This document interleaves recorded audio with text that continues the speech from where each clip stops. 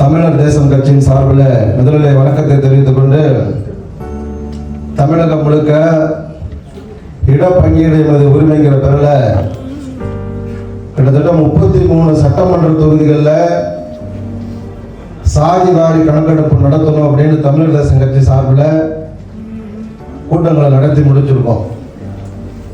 அண்ணா மேல பேசும்போதே சொன்னாங்க, டாக்டர் போராட்டம் நடத்தலாமா அப்படின்னு கேட்டாங்க. தமிழகம் முழுக்க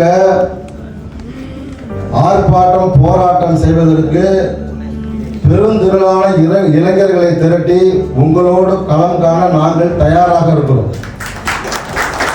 குறைந்தபட்சம் ஒரு 1000 பேரையாவது ஒவ்வொரு ஆர்ப்பாட்டம் போராட்டத்தை எங்களால் கூட்டி வர முடியும். காரணம் என்னன்னு சொன்னா, பெரும்பான்மையான இந்த சமூகம் IAS, IPS, IFS, IRS ஒரு முத்திரையர் கூட இல்லை தமிழகம் முழுக்க. அதே மாதிரி உயர் நீதிமன்ற நீதிபதியாகவும் ஒரு முத்திரையர் கூட இல்லை.